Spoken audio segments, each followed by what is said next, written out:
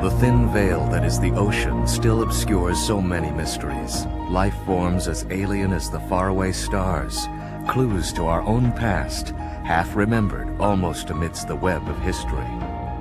Silent beneath the sunlit sea, the stones themselves may speak of the secrets of another age, of fallen temples and forgotten lives in a land they called Atlantis.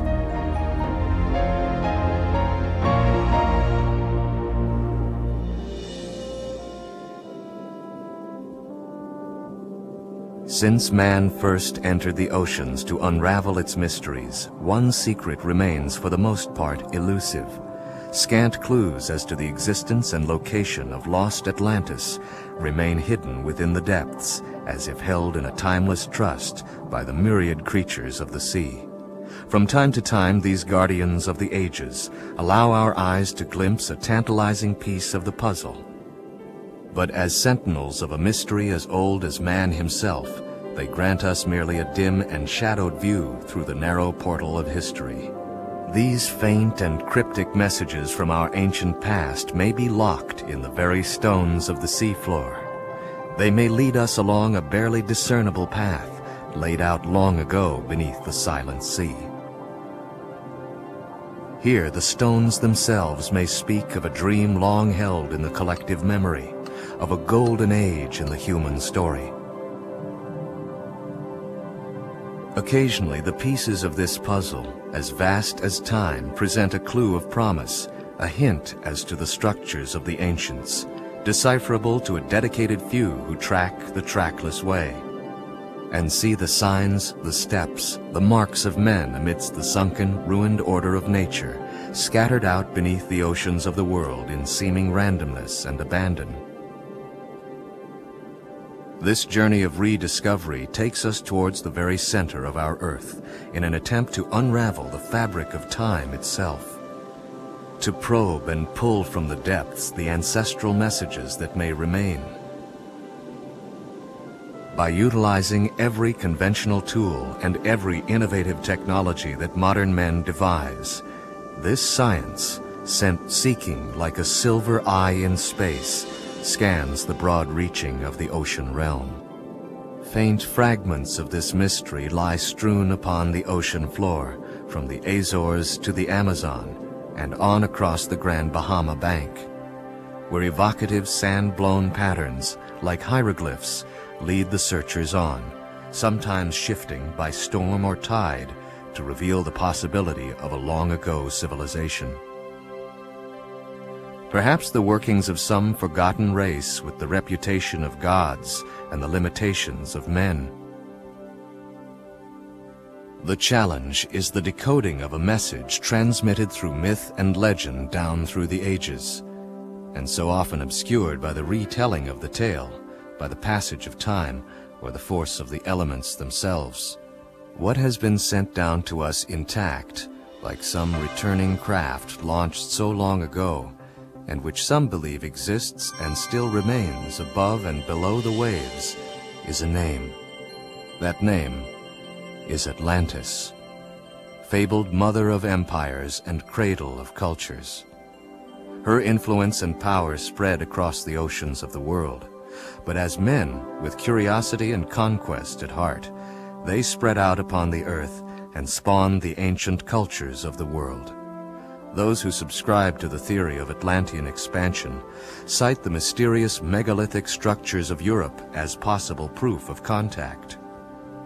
And it must be admitted that the similarities of culture and design, now separated by thousands of miles of open ocean, are, at the very least, striking and intriguing. To the west, the cultures of the Maya, Aztec, and Inca. To the east, the cultures of Egypt and India all pose unanswered questions as to their origin. If only the stones could speak, would they converse in a common language across the gulf of time and space? It is in the land of the pharaohs, Egypt, the crucible of civilization, that we find the first clear clues as to the existence, influence, and demise of Atlantis and its inhabitants. The Egyptians were the only people of antiquity who were well informed as to the history of Atlantis. 600 years before the birth of Christ, Solon, the great lawgiver of Athens, returned to Greece from a 10-year sojourn in Egypt. To the Egyptians, Greek civilization lacked continuity. They viewed the Greeks as children who had often lost their way, and apart from poetic myth, had no continuous record of previous millennia. Amongst Solon's newfound knowledge was a detailed history of the Atlantean age. His intention was to commit the tale to epic verse, but infirmity and death intervened. 200 years would pass before his descendant, Plato, one of the most profound thinkers and historians of the ancient world, would take up the task in his letters to Timaeus and Critias. What Plato recounted to his students and followers was not a fanciful yarn of gods, demons, miracles, and mysteries, but a reasonable history of a rich, cultured, and educated people who dwelt in a land called Atlantis, situated beyond the Pillars of Hercules, in what we now call the Atlantic Ocean. Though much of Plato's account deals with an attack by a large Atlantean invasionary force on the city-state of Athens, he continues on, in his own words, to describe in minute and splendid detail the continent, culture, and civilization of Atlantis, as it was more than 9,000 years before. Now this island was larger than Libya and Asia together. Landward, the island presented a mountainous aspect, especially on that side of which looked seaward. Around the royal city stretched a level plain, likewise circled by mountains except on the coast. The Atlanteans built temples and palaces. Bridges directed the waters, which flowed in a triple circle around their ancient metropolis. The part which faced the sea was covered with villas, places for worship. There were outposts of commerce where merchants from all parts came to do their trading. In the middle of the city was the Temple of Poseidon, glittering with gold. At the entrance to the bridges were gates, surmounted by defending towers. These bridges were sufficiently high to permit the passage of large vessels. Each of the 2 zones of the city was filled with temples, shrines, groves, and gymnasiums. All around the city stood golden images of all the descendants of the Atlantean kings, together with many statues of royalty and private persons from foreign parts that were in subjection to the Atlantic island. This inner sanctum was fiercely protected by the soldiers of the Royal Guard. Atlantis itself was divided into zones of power, each overseen by a governor appointed by the royal family and responsible for directing the course of trade and contact with foreign lands. From the western outposts, missions of commerce and conversion spread out across the narrow seas to a jungle realm rich in gold and peoples thirsting for knowledge of the world and the forces that shaped it. From their eastern settlements, the Atlanteans sent forth missionaries, scholars, and traders to explore the lands within the Pillars of Hercules that bound the inland sea, across the desert kingdoms and beyond to the valleys of the Indus and Ganges. For many centuries they did not lose sight of their majestic origins. Sincerity reigned in their heart. Moderation and prudence directed their conduct and dealings with foreign nations. They obeyed the laws and were religious adorers of the Atlantean gods, their ancestors. So long as they behaved in this manner, all was well with them. They were governed by the ordinances of the Atlantean rulers. Once in 6 years they assembled to deliberate on public affairs, to examine all matters with pious attention, judging and condemning the wicked. But in the course of time, the vicissitudes of human affairs corrupted little by little their divine institutions. They hearkened to the prompting of rude ambition and sought to rule by violence. They commenced to study the arts of war, the ways of conquest and slavery, and nothing else. They began to comport themselves like the rest of the children of men and grew depraved. Then Zeus, king of the gods, beholding this race once so noble, resolved to punish it.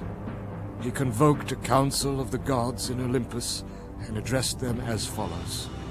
Here Plato's account ends, and it is believed that death interfered with its conclusion, just as death would now come to the continent and peoples of which he wrote. How exactly the demise of this once mighty realm occurred may never be known. There are those who speculate that she slipped beneath the waves in a single cataclysmic night, with the loss of more than 64 million lives. There are those who believe that within her final death throes, the true level of Atlantean development became terrifyingly clear. However the end came to fair Atlantis, we can be sure that in our own time, scant clues remain as to the existence and whereabouts of the remains of the 8th continent.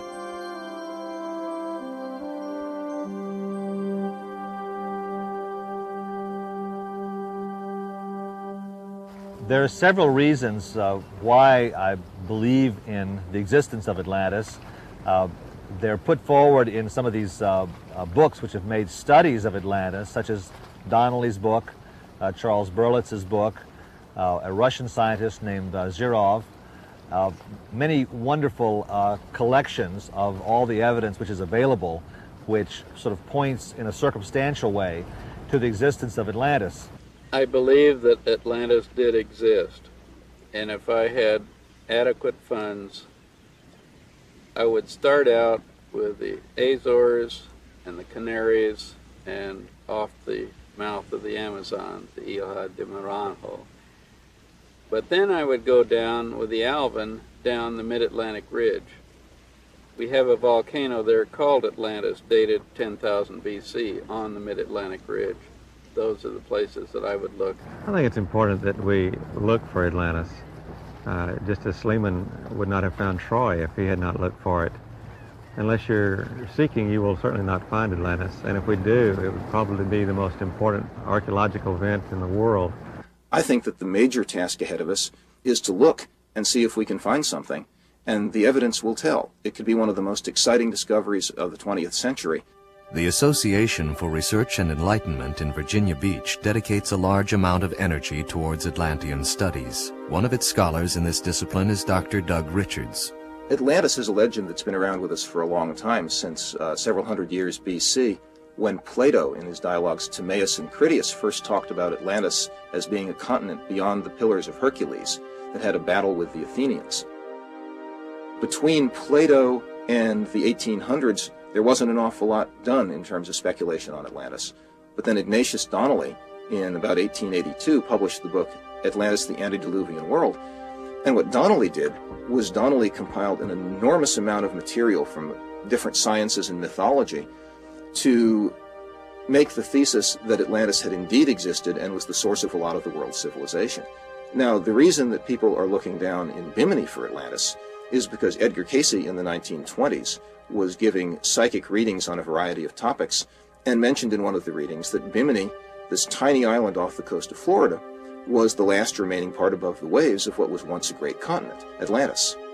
And in the succeeding 15 years, he mentioned Bimini in connection with Atlantis quite a few more times and dropped tantalizing hints about how one might go about finding it. For example, he said, if a geological survey were to be made in the Gulf Stream near Bimini, that much would be found. The Bimini Group lie less than 50 miles from the Florida shore and consist of 2 main islands separated by a narrow channel. The population centers of Alice and Bailey towns cling to the sandy isthmus of North Bimini and have provided a safe and colorful haven for generations of boaters, deep-sea fishermen, and would-be adventurers. Among its more famous or infamous part-time residents was writer Ernest Hemingway, a regular at the island's Complete Angler Tavern. Somewhat more secluded and slow-paced, South Bimini, with resorts such as the Bimini Reef Club, caters almost exclusively to the new wave of undersea explorers. For some, the allure is simply that of a new adventure in a tropical paradise. For others, it's the opportunity to unravel one of the area's most enduring mysteries. It was from the shores of Bimini more than 2 decades ago that a previous generation of scuba diving enthusiasts commenced a search for clues which they hoped would ultimately correspond with and support Edgar Cayce's prophecy of Atlantis's rise. During the summer of 1968, ARE pilots Robert Brush and Trigg Adams were undertaking flyovers of the Bahamas in an attempt to find tangible proof of Edgar Cayce's predictions. The seafloor topography of the Bahama banks is rife with evocative shapes and patterns, indistinct figures, shadowed footprints, and occasionally linear features. The various reports and sightings of the 2 pilots came to the attention of Miami-based archaeologist Dr. J. Manson Valentine, who was so intrigued by their observations that he embarked on a program of in-depth investigation so as to determine the likelihood of any of them being the remnants of man-made structures. On September 2nd of the same year, while searching for other reported sites off Bimini, Valentine found 2 anomalies half a mile off Paradise Point, North Bimini Island. Originally referred to as walls, the structures protruded roughly 3 feet above the seafloor and extended for 1,900 feet, 14 degrees off the beach line. Dr. Valentine saw an extensive pavement of rectangular and polygonal flat stones of varying sizes and thicknesses, obviously shaped and accurately aligned to form a convincingly man-made pattern. To the researchers, Cayce's prediction had been realized, and soon the world would learn of what we now refer to as the Bimini Road. The stones had evidently lain submerged for a very long time. The edges of the largest blocks had been rounded off, giving them a domed appearance, like great loaves of bread or pillows. Some were absolutely rectangular, while others approached perfect squares. Valentine concluded that the stones of the Bimini Road were the remnants of a megalithic site similar in many ways to Stonehenge. In the ensuing years, Valentine and his colleagues continued their studies at the site and located others in close proximity which seemed to reinforce the importance of Bimini. However, all of these expeditions were basically concerned with the same question. Were the features of the road man-made or a naturally occurring formation of beach rock? Were their origins archaeological or geological? Up until that time, the findings had proved ambiguous and inconclusive. While Valentine and others wrestled with this problem in the field, 1,000 miles away in the American heartland, a professor of English classical literature with a military background and a passion for Atlantean studies was coming to some conclusions of his own. 6 years after his original discovery at Bimini, Dr. J. Manson Valentine, veteran in the race for Atlantis, passed the torch to Dr. David Zink. 10 expeditions out there led me to believe that it was an archaeological site, contrary to establishment opinions. In 1973, I sailed my yacht Mackay II out of Galveston to the Bahamas, and we began working on the project. What we were looking at was a reverse J shape of large rectangular and square stones which weighed up to 12 tons. Initially it looked perhaps like a harbor, but our basic question was coping with the establishment view that it was a natural formation of beach rock. Zink led a total of 10 expeditions to the road site between 1974 and 1980. Inspired by the works of Plato, Cayce, Valentine, and others, he tackled the enigma of the road from every possible angle. The most sophisticated thing we did was to core the blocks on into the seafloor and do nuclear activation analysis. We found, as a result, that the trace elements were quite different from the blocks and the seafloor, so that obviously had not been formed in sight. Due to Dr. Zink's extensive work, the possibility of a sunken megalithic site in Bahamian waters began to gain credence and acceptability in many circles. His findings were published in the book, The Stones of Atlantis. He received many accolades and much interest from organizations such as the New York Explorers Club and the Cousteau Foundation, as well as a great deal of world media and public attention. But the most important result of his work at the site was the discovery of a number of man-made artifacts of unknown origin. We found a stylized marble head, which in profile suggests an animal. We found a tongue and groove building block, evidently cast in a mold. We found 5 artifacts, but no ancient culture that can be documented.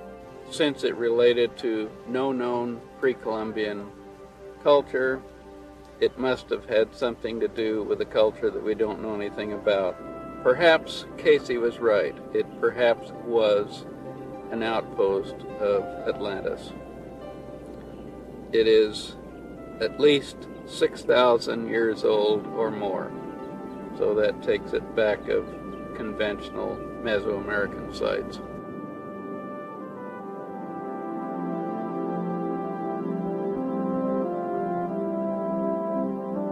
Despite Dr. Zink's tireless, dedicated, and exhaustive efforts at the Bimini Road site, field work languished during the early 1980s due to the inevitable lack of funds and equipment required to take it that one step further.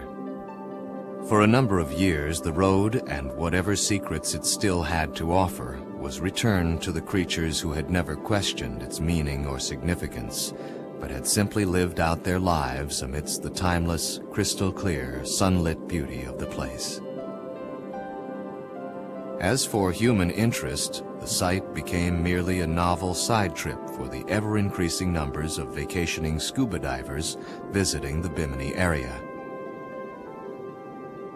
From time to time, sensational but mostly unsubstantiated claims of new discoveries around Bimini surfaced. They ranged from grotto-like caverns carved by mysterious means through the living rock, to strange offshore columns which glowed with a luminous light and emitted radioactivity. For the serious researcher, the daunting task of verifying the facts and debunking the fiction lay ahead. As in any research, there are some skeptics who are firmly opposed to even considering the evidence, and there are some believers who don't seem to need any. The latter was the case with what was alleged by some to be a collection of toppled pillars lying in shallow water a few miles southwest of the road site. They are obviously man-formed, are of uniform size, lie in rows on the seafloor, and appear to consist of material suitable for construction purposes.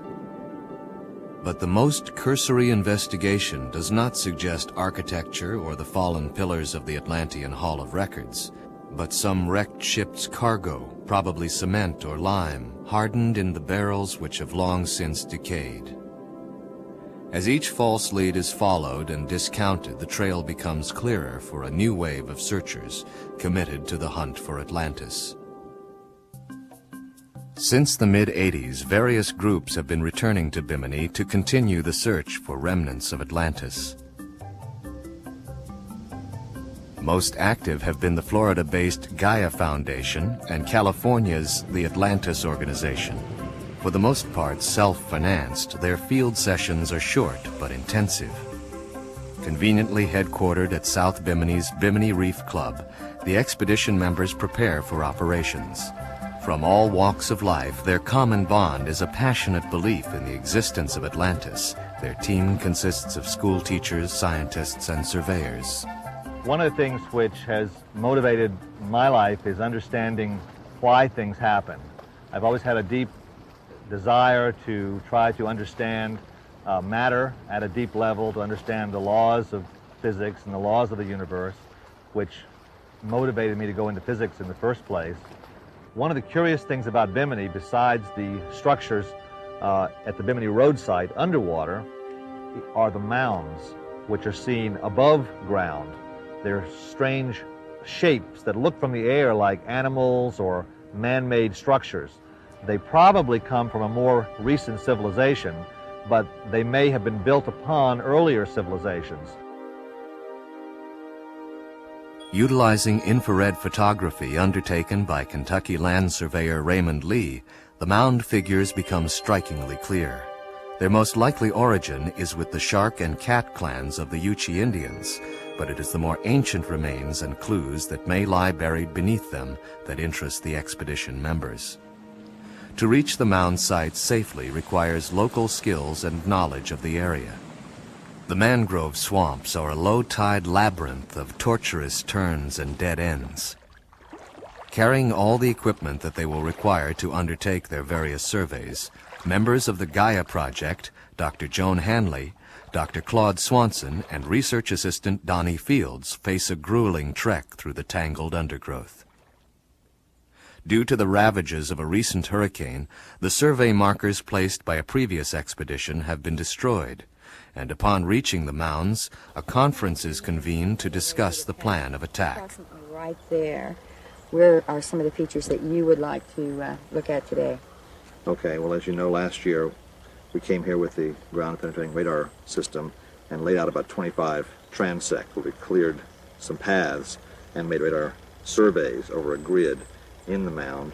And we have some points where we saw anomalies last year. With new markers in place, Dr. Swanson commences the survey with technology of his own design. This device is called the Passive Anomaly Detector. It's an experimental system, still under development. This device measures the vertical electric and magnetic fields around the Earth. If we go over a building or some other submerged structure, it'll show a change in the frequency over the building structure. Making a two-dimensional pattern over that submerged structure, we can see the shape of the outline of the walls or of the building. While the electronic testing continues, other expedition members utilize more conventional methods. Finding a source of fresh water in the middle of the rectangular-shaped effigy mound here on Bimini gives us one supporting clue to the idea that it may have been man-made rather than a nature formation. All right, Donnie, there's water down there. I can see it. Oh, boy, give me a turn here. Maybe we can raise it up. Is that enough? No, one more.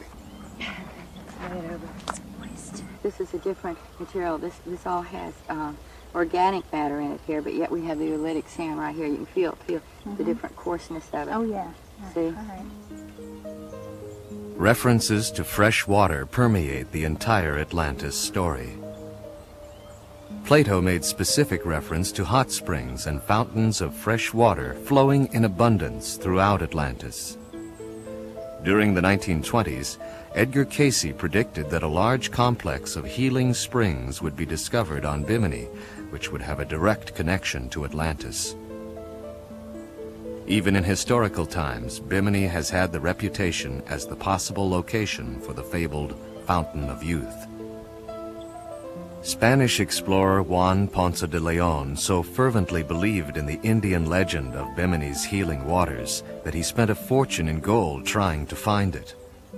Despite visiting every large or important island in the Bahamas, he somehow managed to miss the two tiny islands of Bimini. The fact that various strains of orchids, bromeliads, and other plant species requiring fresh water flourish amidst the saltwater mangroves of the mounds is in itself an anomaly. To some, the healing springs of Edgar Cayce and Ponce de Leon's lost Fountain of Youth have already been found on Bimini. Claims are made as to their regenerative properties, resulting in their becoming a veritable tourist attraction.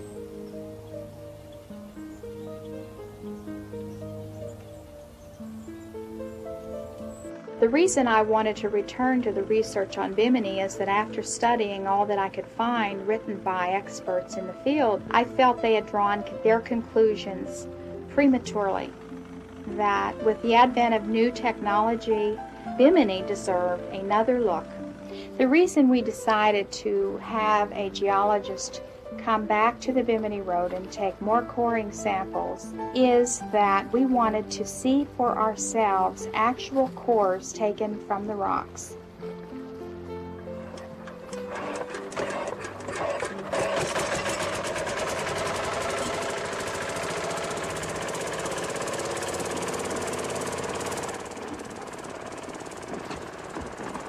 find it?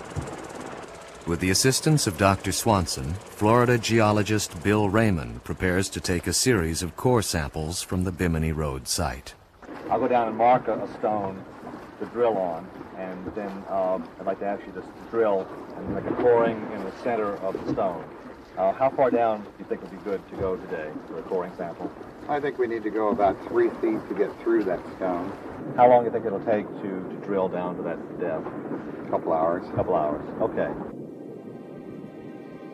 Although previous expeditions have undertaken coring operations on the road, their findings were focused on a number of specific areas of the site. Aided by his son Donovan, Bill Raymond faces many hours of heavy and strenuous labor. What the research team hopes the coring analysis will show is that the different layers of stones will have markedly contrasting characteristics.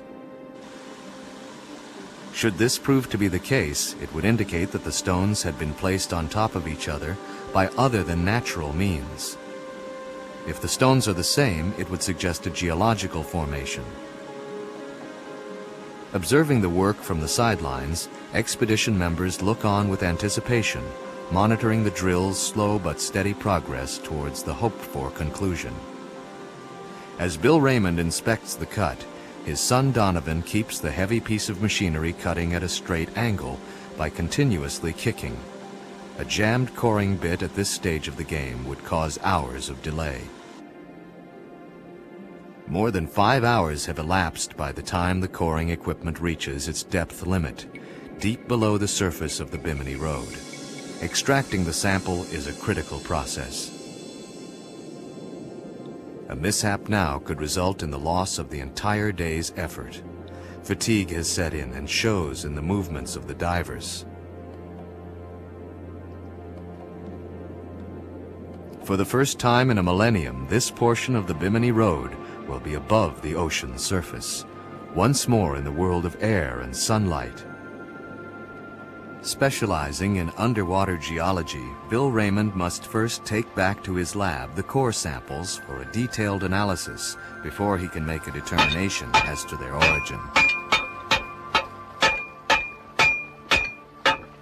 To preserve the integrity of the core, it must be kept in its original configuration.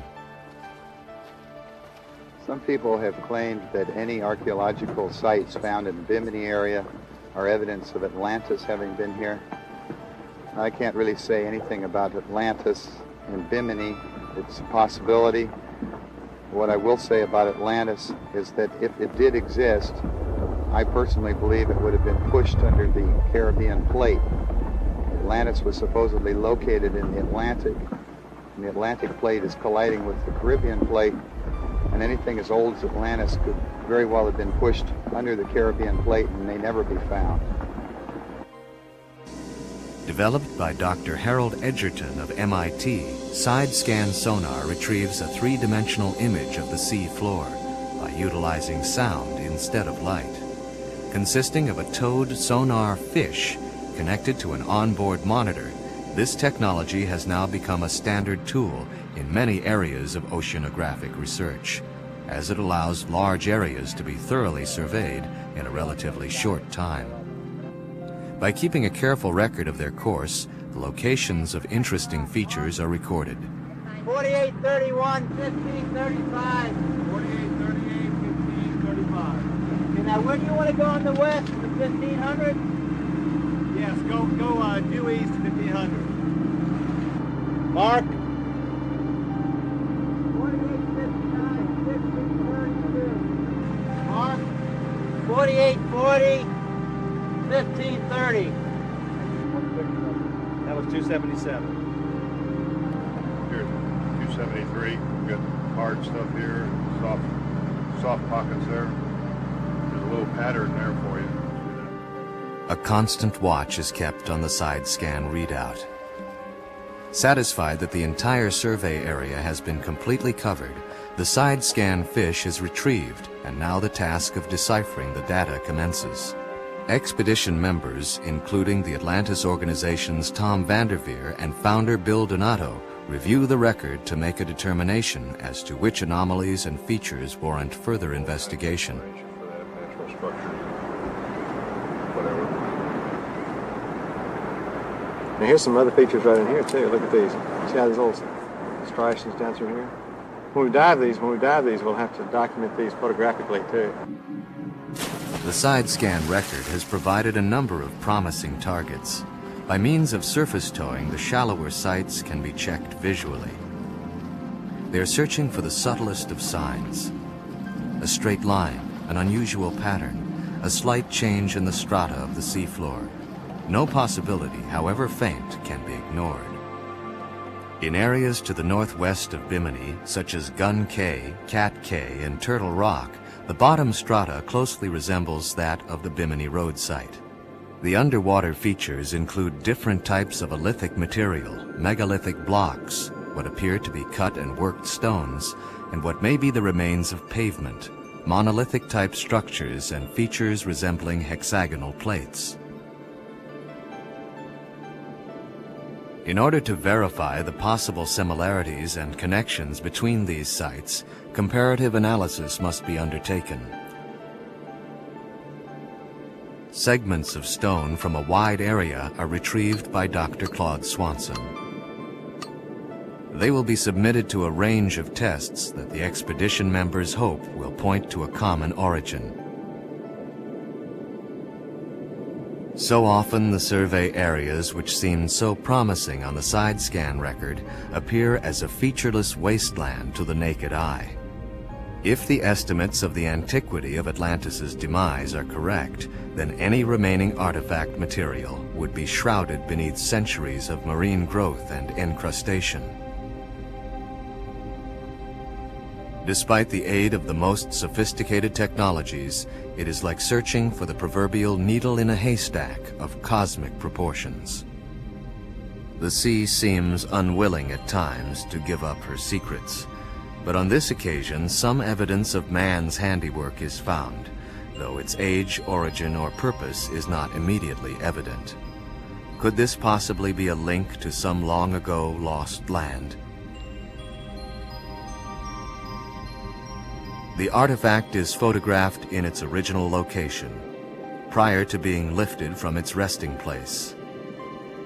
Nearby, further artifacts that unmistakably bear the mark of men are found. The area is rich in man-made materials. A large number of what appear to be identically constructed roof tiles are scattered about the site. Only careful study and analysis will date them to their rightful place in history.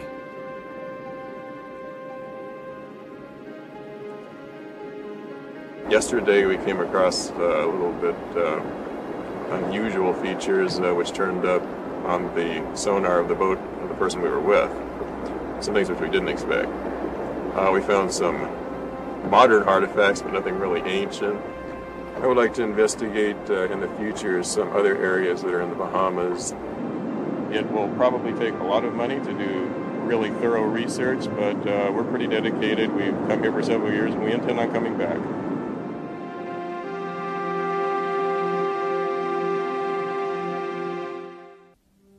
During the 1970s, the area surrounding the tiny Bahamian island of Walker's Cay was the center of an intense survey undertaken by the U.S. Defense Mapping Agency.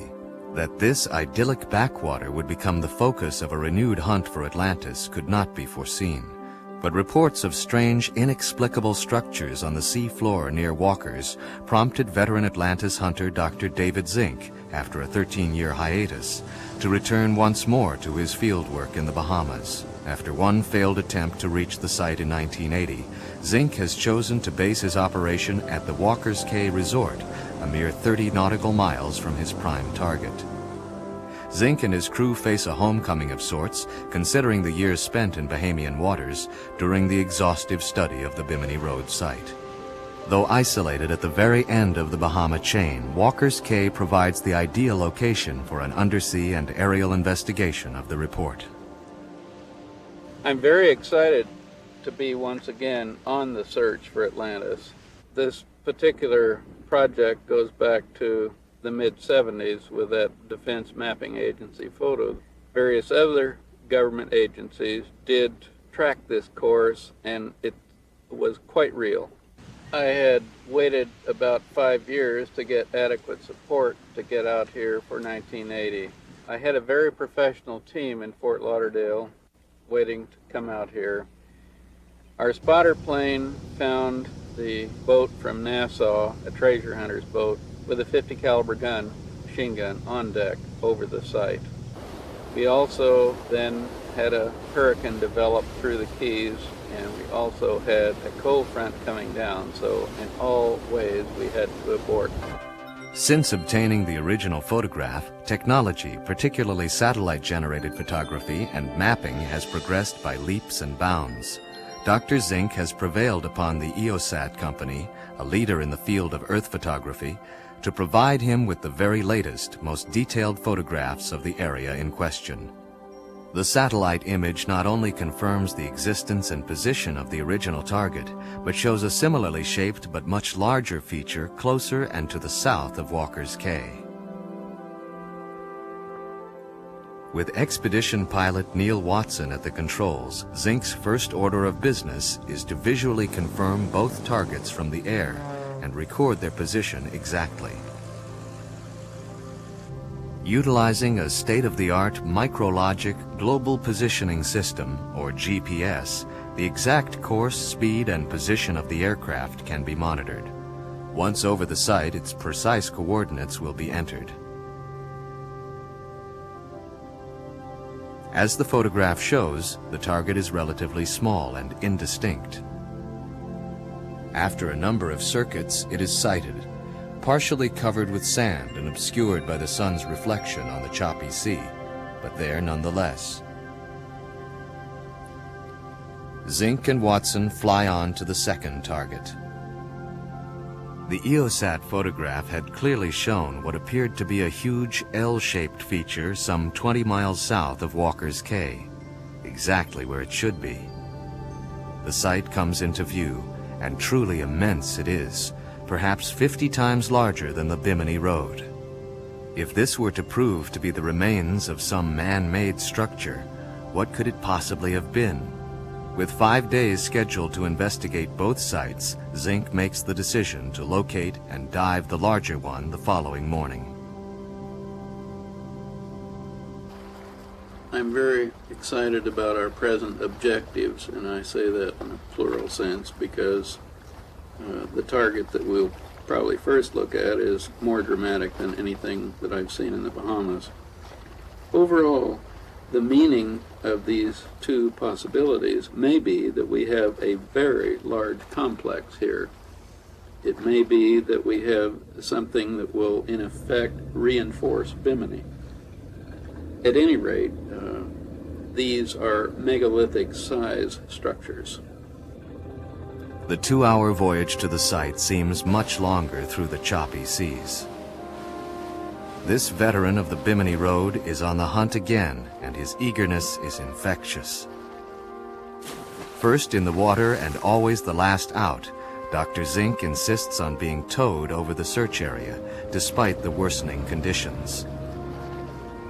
The roughening seas make towing arduous and difficult, and the increasing wave action severely diminishes the underwater visibility, lowering the odds of finding the target.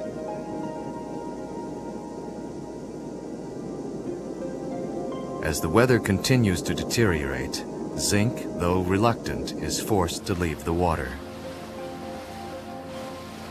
One can only speculate on the thoughts that are going through his mind as the crew is forced to run for the shelter of Walker's Cay.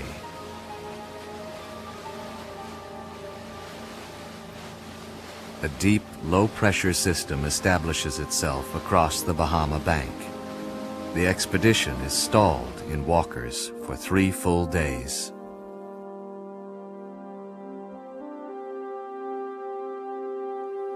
The site that we're going to tomorrow is, first of all, in the original aerial photo from the Defense Mapping Agency, it was about 510 feet by 380 feet on a right angle.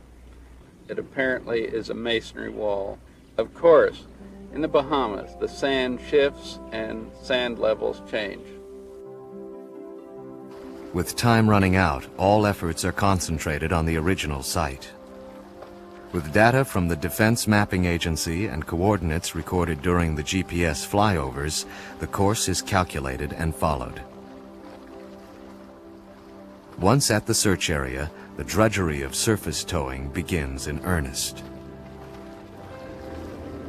By taking only the briefest of breaks throughout the long day, the area is covered systematically in a crisscross pattern, but nothing resembling the wall is sighted.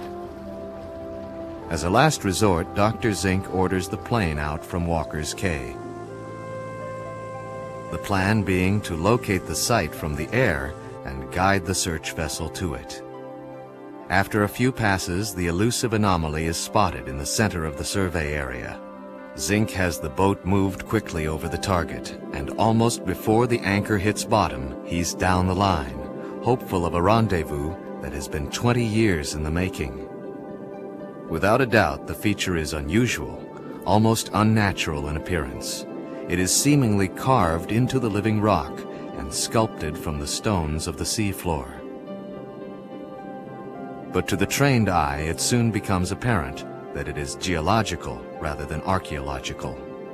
Despite cut and broken features that are reminiscent of those to be found in the Bimini area, 140 miles to the southwest, this site does not bear witness to the intervention of man, but rather to the violent upheavals of nature.